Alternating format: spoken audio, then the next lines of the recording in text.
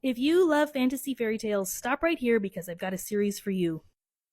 This is the series. It is Once Upon a Rhyme and it's by Abigail Manning. And if you have ever wondered how classic children's nursery rhymes would be as fairy tales, look no farther because this right here is book one, The Itsy Bitsy Liar. And yes, it is the untold story of Itsy Bitsy Spider. I love fairy tales, and I will never get tired of reading yet another take on a fairy tale that I know and love. So, writers, don't stop writing them. But I loved that this book right here, The Itsy Bitsy Liar, and this whole series gives me everything that I love about fantasy fairy tale retellings, but with a twist. So, this book has magic, it has curse, it has good versus evil, it has a strong villain, it has an unexpected love story, and a happily ever after, but it's not an easy get to the happily ever after, which I really like.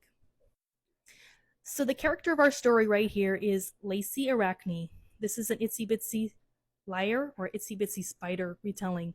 So Lacey was a little girl and she was playing and she happened to see something she shouldn't have seen. She saw the villain in the story doing one of his things that he wasn't supposed to do, and he decided that he was going to save himself by cursing her to only ever be able to speak in lies. She could never say anything that was true, and therefore could never be believable enough to report his illegal activities.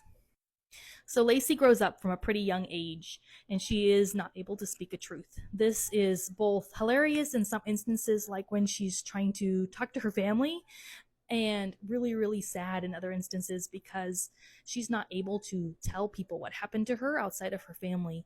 And she's very lonely and isolated because she can't speak truths and nobody wants to be her friend. Now, Lacey eventually gets a job as a lady's maid for one of the rich noble's daughters and ends up at a princess competition. Fairy tale vibes, I'm telling you.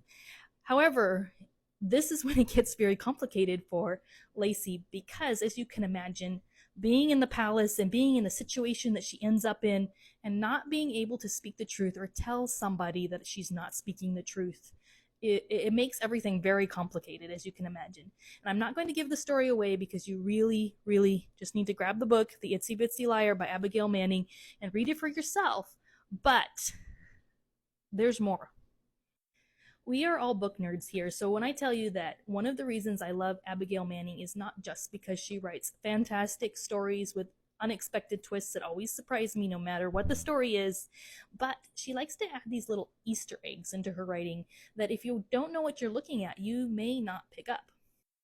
So Lacey's name is really interesting. Her name is Lacey Arachne, and the last name kind of makes sense to tie in the spider theme to the story because arachne, arachnid, it makes sense. However, what you might not know is this is also a subtle little nod to a mythology story. So I believe the story goes something like a goddess Arachne challenges the goddess Athena to a weaving competition to make a tapestry, and Athena loses. This makes her furious, and for some reason, she decides to hit the other goddess with her weaving shuttle. And I'm a little foggy on the details, but in the end, Arachne decides that she's so humiliated that she would better off just not existing anymore. But instead of disappearing completely when she decides to end all, she turns into a spider. And the legend of why every single morning the spiders build this beautiful web was born in the tale of Arachne and Athena's little competition. So do yourself a favor and grab this book. Grab the whole series. There's a new one coming out in April, so this is a perfect time to catch up on the 3 books that are released so far. And this one's on sale on Audible for 99 cents. So if you're an audiobook fan, grab it, read the books, come back and tell me what you think. And leave your recommendations for other stories that use a fairy tale vibe and put it over something else. I would love, love, love to read more.